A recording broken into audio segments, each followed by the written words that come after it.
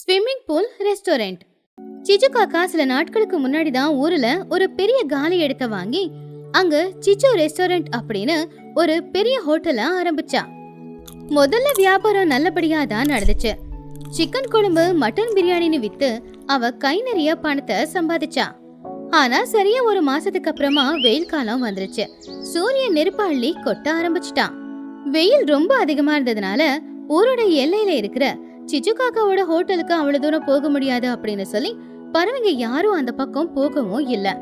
அதனால சிச்சு காக்காவோட பிசினஸ் இப்ப முழுசா படுத்துக்குச்சு. இப்போ ஹோட்டல்ல ஆளே இல்லைங்கிறதுனால ஒரு நாள் மதிய நேரம் சிச்சு காக்காவும் அவளுடைய புள்ளையான சின்ன காக்காவும் வெளியில உட்காந்து பேசிக்கிட்டு இருந்தாங்க. டே சின்னு, என்னடா நம்மளுக்கு இந்த தரித்திரம்? ரெஸ்டாரண்ட் ஸ்டார்டிங்ல நம்மளுக்கு நல்ல தானடா வியாபாரம் ஆயிட்டு இருந்துச்சு. ஆனா இப்போ காலையில இருந்து சாயங்காலம் வரைக்கும் ஒரு பறவை கூட இந்த பக்கம் வரல. செஞ்ச பிரியாணி எல்லாம் அப்படியே பாழா போகுது. ஈயாவது பறக்கிறதுக்கு இது ஒன்னும் ஸ்வீட் கடை இல்லம்மா, இது பிரியாணி சென்டர். நம்ம ஹோட்டல் எவ்வளவு தூரத்துல இருக்கு. அடிக்கிற வெயில்ல நம்ம கடைக்கு வர பறவைங்களே அப்படியே பிரியாணில இருக்கிற லெக் பீஸ் மாதிரி ஆயிடுவாங்க. அதனாலதான் யாரும் வரல. அப்படின்னா என் வியாபாரம் நாசமா போயிடுமா? நான் அங்க இங்கன்னு கடன் வாங்கி இந்த ரெஸ்டாரண்ட ஆரம்பிச்சிருக்கேன். யாருமே வரலனா கடங்காரங்க வந்து என்ன பிச்சு புடிங்கிருவாங்க. இங்க பாருடா, எனக்கு ஏதாவது நல்ல யோசனை சொல்லுடா. அம்மா, நம்ம என்னம்மா பண்ண முடியும்? வேணும்னா நம்ம ஹோட்டலுக்கு ஏசியை ஃபிக்ஸ் பண்ணிடலாம். சில்லுன்னு இருக்குன்னு பறவைங்களாவது வருவாங்க. என்னது, ஏசியை ஃபிக்ஸ் பண்ணணுமா? ஏசி போட்டா கரண்ட் பில்லு கட்டி கட்டி என் சொத்தே பாழா போயிடும். இங்க ஏசியை போட்டு என்ன பிரயோஜனம்? அவ்வளவு தூரத்துல இருந்து வெயில்ல நடந்து வந்து இங்க வந்து உக்காருவாங்களா? ஏசி போடாமையே சில்னஸ் கொண்டு வரணும். அதுக்கு என்ன பண்றது அப்படின்னு தான் நம்ம யோசிக்கணும். அப்படி அவங்க ரெண்டு பேரும் பேசிக்கிட்டு சோகமா இருக்கும்போது அப்பதான் புஜ்ஜி குருவியும் பன்னக்கிளியும் கையில ஒரு பெரிய பெரிய ஸ்விம்மிங் டியூபை வச்சுக்கிட்டு சந்தோஷமா பேசிக்கிட்டே சிரிச்சுக்கிட்டே போய்கிட்டு இருந்தாங்க. அப்போ அவங்கள பார்த்து சிச்சு காக்கா சத்தமா அவங்க ரெண்டு பேரையும் பக்கத்துல வர சொல்லுச்சு. ஏய் புஜ்ஜி, பன்னு, இந்த பக்கம் வாங்க. ஐயோ சிச்சு அத்தை, எதுக்கு கூப்பிட்டீங்க? நாங்க முக்கியமான ஒரு வேலையை பார்க்க போறோம். என்னது, அவசரமா வெளிய போறீங்களா? அடிக்கிற இந்த வெயிலுக்கு கையில இது என்னவோ புடிச்சுக்கிட்டு எங்க போறீங்க? வீட்ல போய் படுத்து தூங்குறது விட்டுட்டு வெயில்ல எங்க கிளம்பிட்டீங்க? அத்தை, இது ஒண்ணு ரப்பர் கிடையாது. நாங்க பக்கத்து ஊர்ல இருக்கிற ஸ்விம்மிங் பூலுக்கு தான் இத கொண்டு போய்கிட்டு இருக்கோம். ஸ்விம்மிங் பூலுக்கா? அதுக்கு எதுக்காக அவ்வளவு தூரம் போனோம்? அத்தை, அடிக்கிற வெயிலுக்கு வீட்ல இருந்து அனலா கொதிச்சுக்கிட்டு இருக்கோம். அதனாலதான் பக்கத்தூர்ல இருக்கிற ஸ்விம்மிங் பூலுக்கு போறோம். அங்க இருக்கிற தண்ணியோட சில்னஸ்க்கு எவ்வளவு நல்லா சந்தோஷமா இருக்கு தெரியுமா? எவ்வளவே வெயில் இருந்தாலும் அந்த தண்ணியில கால வச்ச உடனே போன உயிர் திரும்பி வருது. அங்க நல்ல சில்லுன்னு இருக்கு. ஆமா ஆண்டி, அங்க போயிருந்தா எவ்வளவு சந்தோஷமா இருக்கு.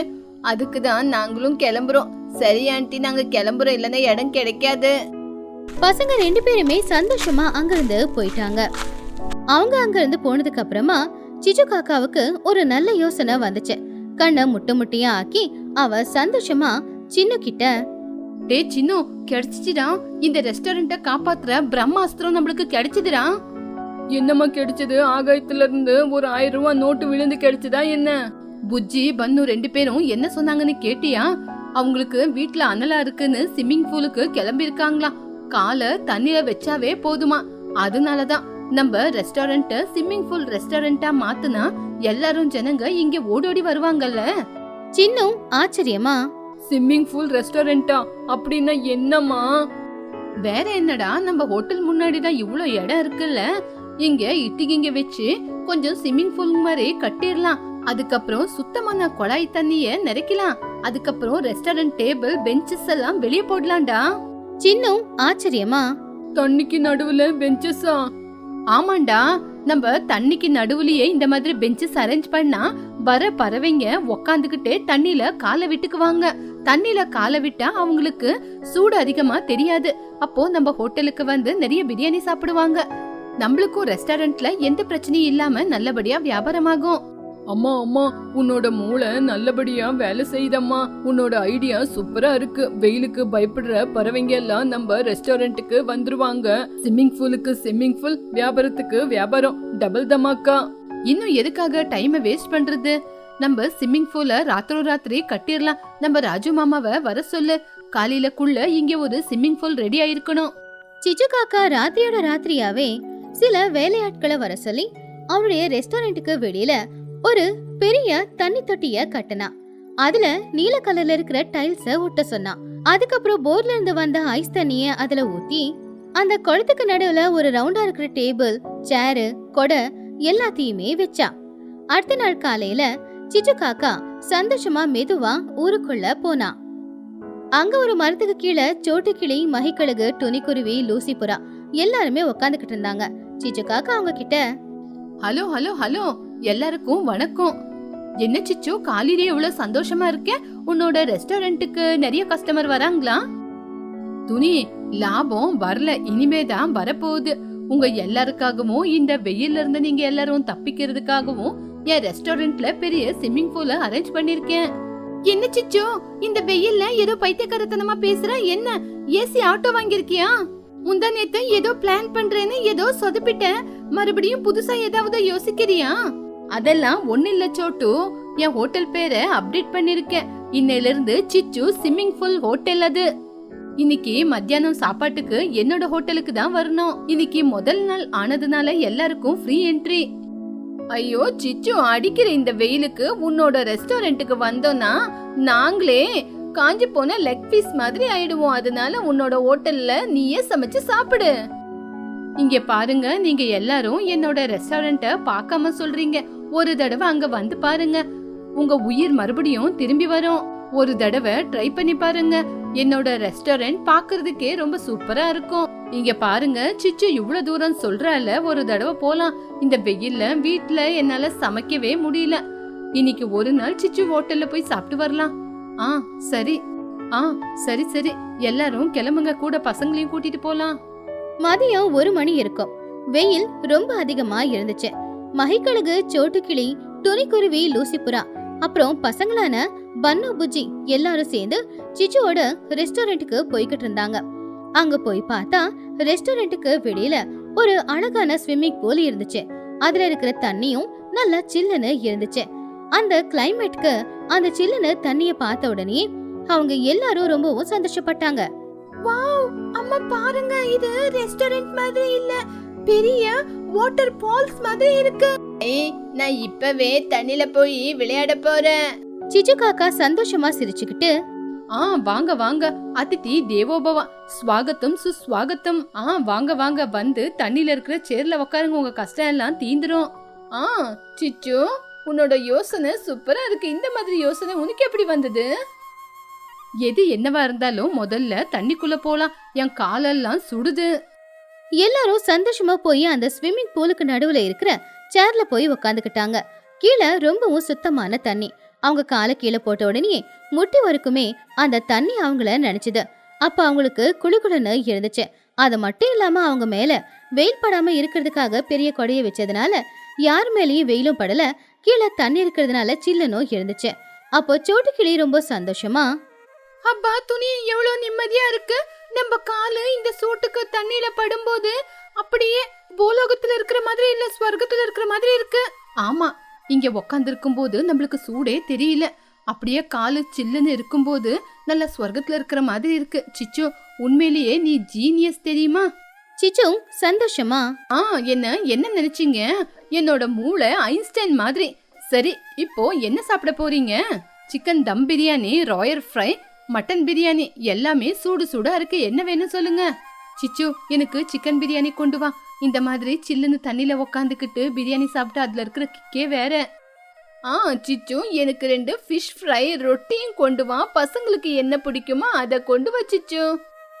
சரி சரி, இப்பே வந்துடுறேன். சின்ன வாடா, எல்லாருக்கும் சுட சுட கொண்டு வந்து குடுறா. சின்ன காக்கா வேகமா உள்ள போய் சுட சுட பிரியாணி அவங்க கேட்ட எல்லாமே அவங்களுக்காக கொண்டு வந்து தண்ணிக்கு நடுவுல கொடுத்தான். கீழே சில்லுன்னு தண்ணி, மேல சுட சுட இறங்குற சாப்பாடு. இந்த 2 காம்பினேஷனுமே எல்லாருக்குமே ரொம்பவும் பிடிச்சு போச்சு. அதனால எல்லாரும் சந்தோஷமா உட்காந்து சாப்பாடு சாப்பிட்டுக்கிட்டு இருந்தாங்க. பன்னா, சாப்பிட்டதுக்கு அப்புறம் எனக்கு இங்க இருந்து போனோனே தோணலடா.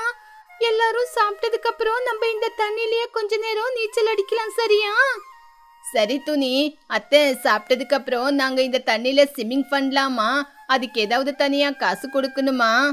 சிச்சு காக்கா சிரிச்சுக்கிட்டே, இல்லடா, யார் என் ரெஸ்டாரண்ட்டுக்கு வந்து சாப்பிடுறாங்களோ அவங்களுக்கு ஸ்விம்மிங் ஃப்ரீ. அதனால நீ வயிறு நிறைய சாப்பிட்டுட்டு நல்லா என்ஜாய் பண்ணு. அப்பா, சிச்சு வாயிலிருந்து ஃப்ரீ அப்படின்னு வருது அப்படின்னா அது ரொம்ப பெரிய விஷயம். என்ன இருந்தாலும் சிச்சு, உன்னோட கை ருசியே வேறதான். இந்த மாதிரி ஒரு கிளைமேட்ல உக்காந்து இந்த மாதிரி சாப்பிடுறது ரொம்ப சூப்பரா இருக்கு தெரியுமா? ஆனா சிச்சு, எனக்கு ஒரு சந்தேகம். இப்படி ஸ்விம்மிங் பூலுக்கு நடுவுல சாப்பாடு கொடுத்திருக்கியே, யாராவது சாப்பாட தண்ணில கொட்டிட்டா தண்ணி கலங்கலாயிடும்ல? சிச்சு காக்கா ஸ்டைலா, அதுக்கு கூட ஒரு பிளான் வச்சிருக்கேன் துணி. சாப்பாடு எங்கேயாவது தண்ணில கொட்டிட்டா நான் அந்த தண்ணிய கிளீன் பண்ணிடுவேன். உடனுக்குடனே ஃப்ளஷ் பண்ணி வெளியே எடுத்துருவேன். எல்லாம் வசதியோட தானே இந்த ஸ்விம்மிங் பூல கட்டியிருக்கேன். மகிக்கழுகு சிரிச்சுக்கிட்டே, ஆஹா, உன்னோட இன்டென்ஸ் பத்தி எங்களுக்கு தெரியாதா? எப்படியோ இந்த வெயில் காலத்துல எங்களை பொழைக்க வச்சுட்ட. இதுக்கப்புறம் நான் மத்தியானம் வீட்டுல சமைக்கவே மாட்டேன். எப்பவுமே இங்கதான் வந்து ஒரு ரெஸ்டாரண்ட்ல சாப்பிட போறேன். நானும் அவ்வளவுதான். இனிமே இந்த வெயிலுக்கு இங்கதான் வருவேன். இத தவிர இந்த வெயிலுக்கு வேற எந்த இடம் இருக்கு? அப்போ சிச்சு ரொம்ப சந்தோஷமா, தட் இஸ் சிச்சு. உங்கள மாதிரி கஸ்டமர் எப்பவுமே வந்தா இங்க ஒரு டிவிய கூட அரேஞ்ச் பண்றேன். அதுக்கப்புறம் எல்லாரும் தண்ணியில விளையாண்டுகிட்டு சாப்பிட்டுக்கிட்டே இருக்கலான ஒரு கண்டிஷன். துணி சிரிச்சுக்கிட்டே, அதோ உண்மையான சுயரூபம் வெளியே வருதே, என்ன கண்டிஷன்? இன்னைக்கு ஃபர்ஸ்ட் டே அப்படிங்கறதுனால எல்லாருக்கும் ஃப்ரீயா கொடுத்துட்டேன். ஆனா நாளைக்கு எல்லாத்துக்கும் ஒவ்வொரு சார்ஜ். சாப்பாட கொட்டிட்டா கூட அதுக்கு தனி சார்ஜ். சிச்சோ, ரொம்ப அதிகமா பில் போடாத, குறைஞ்சு பார்த்து போடு. 10 ரூபா கொடுங்க. மத்த சார்ஜஸ் வெயிலுக்கு சில்லுன்னு இருக்கணும்னு சொன்னா 10 ரூபாவும் உங்களால கொடுக்க முடியாதா? சரி சிச்சோ, 10 ரூபா நாங்க குடுக்குறோம் விடு. இந்த சில்னஸ் முன்னாடி 10 ரூபா எங்களுக்கு ஒன்னும் பெருசு இல்ல. நீ இன்னைக்கு எங்களை ரொம்ப நல்லா பாத்துக்கிட்ட. இந்த நாங்க சாப்பிட்ட சாப்பாடோட பில்லு. மகிக்கழுகு பணத்தை கொடுத்துச்சு. சிச்சு காக்கா சந்தோஷமா அந்த பணத்தை வாங்கிட்டு பாக்கெட்ல போட்டுக்கிட்டா. புஜ்ஜி பன்னு 2 பேருமே சாப்பிட்டு முடிச்சதுக்கு அப்புறம் அந்த ஸ்விம்மிங் பூல்ல இறங்கி நீச்சல் அடிக்க ஆரம்பிச்சாங்க. இந்த மாதிரி சிச்சு காக்காவுக்கு வந்த ஒரு நல்ல ஐடியாவால அவளுடைய வியாபாரமும் ரொம்ப நல்லபடியா நடந்துச்சு. அவளுக்கு கை நிறைய பணமும் வர ஆரம்பிச்சுது. மலையில் மர வீடு. துணி ரொம்பவும் ஏழை. தினமும் ஏதாவது கூலி வேலைக்கு போனா மட்டும்தான் அவளுடைய வீடே நடக்கும். 2 பேரும் சிச்சுவோட வீட்ல தான் வாடகைக்கு இருந்தாங்க.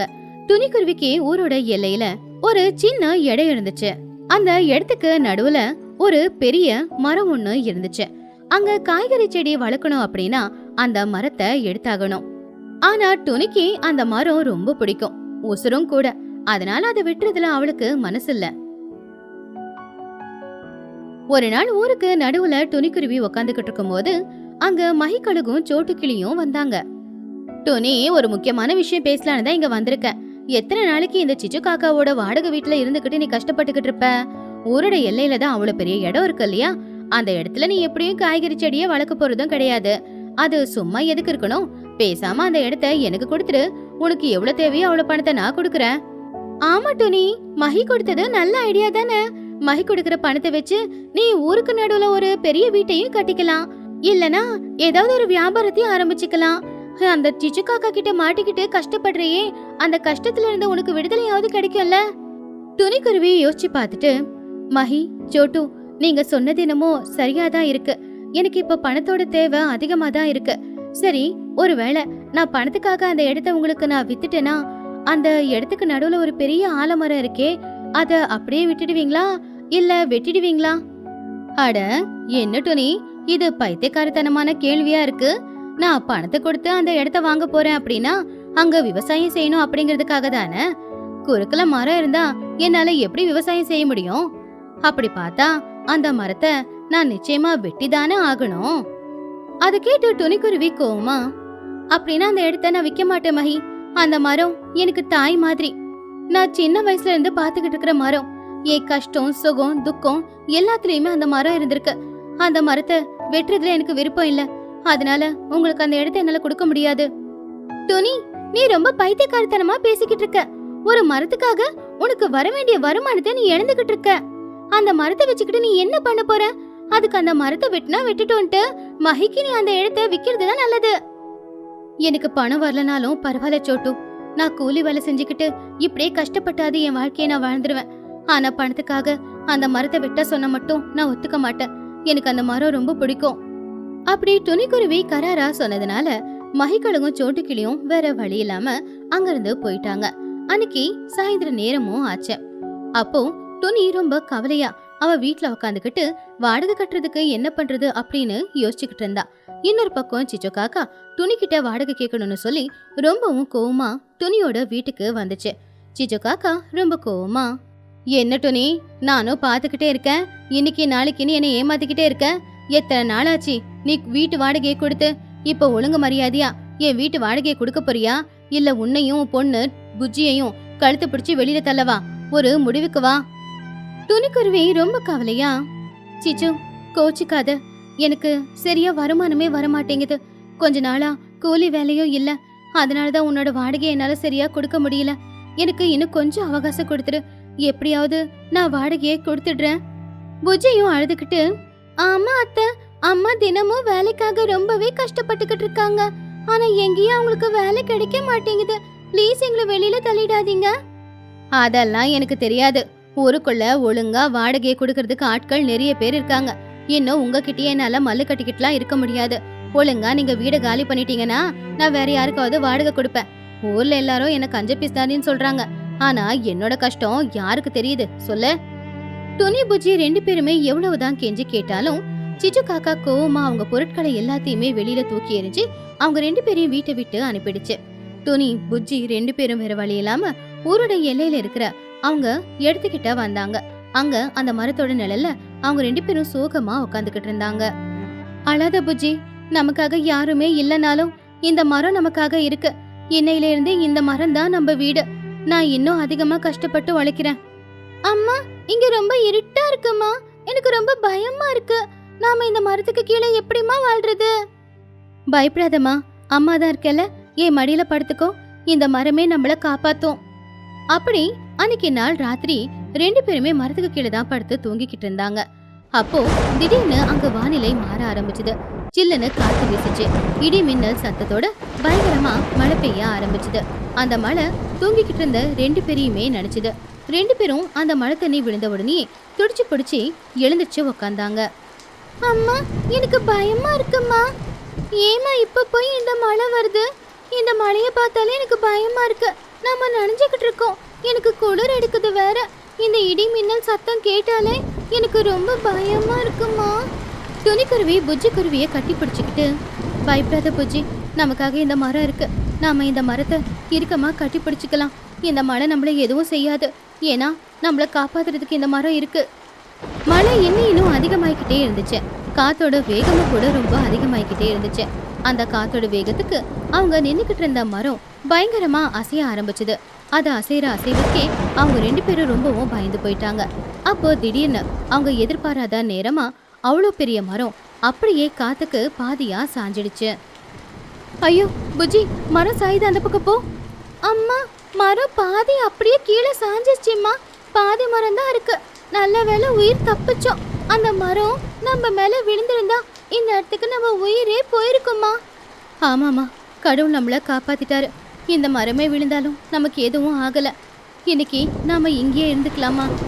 அப்படி அன்னைக்கு ராத்திரி முழுக்க புஜ்ஜியும் துணியும் அந்த மழையில நனைஞ்சுக்கிட்டு அங்கேயே இருந்தாங்க. அடுத்த நாள் காலையில விடிஞ்சது. இப்போ மழையும் நின்னு போச்சு. ஆகாயம் ரொம்ப அமைதியா இருந்துச்சு. சூரியன் மெதுவா வெளியில வந்துகிட்டு இருந்தான். அப்போ புஜ்ஜி துணி ரெண்டு பேரும் பார்த்தாங்க. மரத்தோட மேல் பகுதி பாதி கீழே விழுந்திருந்தாலும் கீழே இருக்கிற பாதி பகுதி அப்படியே தரையில ஸ்ட்ராங்கா தான் நின்னுக்கிட்டு இருந்துச்சு. அது ரொம்ப சமமாவும் இருந்துச்சு. அத பார்த்த உடனே புஜ்ஜி குருவிக்கு ஒரு யோசனையும் வந்துச்சு. அம்மா, அங்க பாரு, மரம் பாதியா கீழே விழுந்துருச்சு. மீதி மரம் கீழே தரையில அப்படியே ஊண்டி இருக்கு. அந்த மரத்தோட பகுதி பாரு, இவ்வளவு நல்லா பெருசா இருக்குல்ல. என்கிட்ட ஒரு யோசனை இருக்குமா. நாம ஏன் அந்த மரத்துக்கு மேலேயே ஒரு வீடு கட்டிக்க கூடாது? துணிக்குருவி அதை கேட்டு ஆச்சரியமா, மரத்துக்கு மேல வீடா? அது எப்படி முடியும் புஜ்ஜி? நம்ம கிட்ட வீடு கட்டுற அளவுக்கு பணம் கூட இல்லையே. அம்மா, இதுக்கு பணம் எல்லாம் எதுவும் தேவையில்லம்மா. இந்த மரத்தோட கிளை இருக்கு, இலை இருக்கு, அதை வச்சு நாம அழகா ஒரு வீட்டை கட்டிக்கலாம். தரையில வீடு இருந்தா மழை தண்ணி வீட்டுக்குள்ள வரும், வீடு சேர் சேர் ஆயிடும். அது மட்டும் இல்லாம புழு பூச்சியும் வீட்டுக்குள்ள வரும். அதுவே மரத்துக்கு மேல இருந்தா எந்த ஒரு ஆபத்தும் இல்லாம நாம நிம்மதியா வாழ முடியுமா? துணிக்குருவி சந்தோஷமா, ஆமா புஜ்ஜி, இந்த யோசனை உண்மையிலேயே நல்லாதான் இருக்கு. நீ சொல்றபடி இந்த மரத்துக்கு மேல நாம கூடு கட்டிக்கிட்டோம் அப்படின்னா யாருக்குமே வாடகை கொடுக்க வேண்டிய அவசியமும் இல்ல. அது மட்டும் இல்ல, நமக்குன்னு இன்னையில இருந்து ஒரு சொந்த வீடும் இருக்கும். அப்படி துணி புஜ்ஜி 2 பேருமே ஒரு முடிவெடுத்து அந்த மரம், விழுந்து போன மரத்தோட கிளை, இலை, அப்புறம் தூரத்துல இருந்து கொண்டு வந்த புல்லு, மூங்கில் கொம்பு, இது எல்லாத்தையுமே வச்சு அந்த மரத்துக்கு மேல ஒசரமா அழகா ஒரு பெரிய வீட்டையும் கட்டுனாங்க. அந்த வீட்டுக்கு ஏறி போறதுக்காக படியையும் கட்டினாங்க. உள்ள போய் பார்க்கும்போது அந்த வீடு உண்மையிலேயே ரொம்ப பெருசாதான் இருந்துச்சு. பாத்தியா புஜ்ஜி, நம்ம வீடு எவ்வளவு பெருசா இருக்குன்னு. இனிமே யாருமே இந்த வீட்டை விட்டு நம்மள வெளியில துரத்த முடியாது. இந்த வீடு நமக்கு எப்பவுமே துணையா இருக்கும். ஆமாமா, இந்த வீடு எனக்கு ரொம்ப பிடிச்சிருக்கு. இங்க இருந்து பார்த்தா ஊர் முழுக்க நல்லா தெரியுது. ஏன் சில்லுன்னு காத்து கூட வீசுதுமா. அப்படி அவங்க 2 பேருமே அந்த புது வீட்டுல சந்தோஷமா வாழ ஆரம்பிச்சாங்க. இப்படியே சில நாட்கள் போச்சு. மழை காலம் வந்துச்சு. ஒரு நாள் பயங்கரமா மழை காத்தோட பெஞ்சுக்கிட்டு இருந்துச்சு. ஆனா ஒசரத்துல அவங்க வீடு இருக்கிறதுனால அவங்களுக்கு எந்த ஒரு பிரச்சனையும் இல்ல. உள்ள மழையோட எந்த தாக்கமும் இல்லாம அம்மா பொண்ணு சந்தோஷமா வாழ்ந்துகிட்டு இருந்தாங்க. ஆனா மழை அதிகமானதுல ஆத்து தண்ணி எல்லாமே பொங்கி ஊருக்குள்ள வர ஆரம்பிச்சுது. ஏன் துணி புஜ்ஜி 2 பேரும் இருக்கிற இடத்துக்கும் கூட தண்ணி மெதுவா வர ஆரம்பிச்சுது. அந்த தண்ணியில அந்த ஆத்துல இருக்கிற மீனுகள் எல்லாம் கூட அடிச்சுக்கிட்டு அந்த இடத்துக்கு வந்துச்சு. அம்மா அம்மா கொஞ்சம் கீழே பாரு, ஆத்து தண்ணி எல்லாமே நம்ம வீட்டுக்கு கீழே வந்துச்சுல, அதுல நிறைய மீனுங்களும் வந்திருக்குமா. அந்த மீனுங்க எகிரி எகிரி குதிச்சுக்கிட்டு இருக்கு பாருமா. அட ஆமா புஜ்ஜி, நிறைய மீன் இருக்கு. கடவுள் நமக்காக சாப்பாடும் அனுப்பியிருக்காரு போல. இரு, நான் போய் மீனுங்களை பிடிச்சிட்டு வரேன். அம்மா நானும் வரேம்மா, எனக்கு மீன் பிடிக்கிறதுனா ரொம்பவே பிடிக்கும். துணி புஜ்ஜி 2 பேருமே மரத்தை விட்டு கீழே இறங்கி அந்த தண்ணியில அடிச்சுக்கிட்டு வந்த மீனுகளை எல்லாத்தையும் பிடிச்சிக்கிட்டு கூடையில போட்டுக்கிட்டாங்க. அன்னைக்கு அவங்களுக்கு தேவைப்படுற அளவுக்கு மீனை பிடிச்சி அதை சமைச்சு 2 பேருமே வயிறார சாப்பிட்டுக்கிட்டு இருந்தாங்க. அப்போ அம்மா செஞ்சு கொடுத்த மீன் குழம்ப சாப்பிட்டு புஜ்ஜி, அம்மா இந்த மீன் குழம்பு ரொம்ப சூப்பரா இருக்குமா. இந்த மழை பெய்யும் போது நம்மளுடைய புது வீட்டுல உக்காந்துக்கிட்டு இந்த மீன் குழம்பு சாப்பாடு சாப்பிடும் போது சொர்க்கமே கண்ணுக்கு தெரியுதுமா. அதை கேட்டு துணிக்குருவி ரொம்பவும் சந்தோஷமா கண்ணுல கண்ணீரோட, ஆமா புஜ்ஜி, ஒரு நாள் நம்ம வாடகை கூட கட்ட முடியாம எவ்வளவு கஷ்டப்பட்டுக்கிட்டு இருந்தோம். ஆனா இப்ப பாரு, நம்ம சொந்த வீட்டுல நம்ம நிம்மதியா வாழ்ந்துகிட்டு இருக்கோம். இங்க நம்மள கேள்வி கேட்கறதுக்கு யாருமே இல்லை. அந்த இயற்கையே நமக்கு வீடு கொடுத்தது மட்டும் இல்லாம நமக்காக சாப்பாட்டையும் கொடுத்துருக்கு. ஆமாம்மா, சிச்சு அத்தை நம்மள வீட்டை விட்டு வெளியில அனுப்பிட்டாங்க அப்படின்ற கவலை எனக்கு இப்ப சுத்தமா இல்லை. ஏன்னா அவங்களால இப்போ நமக்கு ஒரு புது வீடே கிடைச்சிருக்குமா. உண்மைதா புஜ்ஜி, இந்த வீட்டை விட்டு யாராலையும் நம்மள வெளியில துரத்த முடியாது. அப்படி துணி புஜ்ஜி 2 பேரும் அந்த மலையில சுட சுட மீன் குழம்பு செஞ்சு சாப்பாடு வடிச்சு வயிறார சாப்பிட்டுக்கிட்டு இருந்தாங்க. அவங்களுக்கு வாழ்க்கையில நிறைய சோதனை வந்து வீடே இல்லை அப்படின்னு போகும்போது துணி நம்பிக்கிட்டு இருந்த அந்த பெரிய மரமே இப்போ அவங்களுக்கு வீடா மாறி இருந்துச்சு.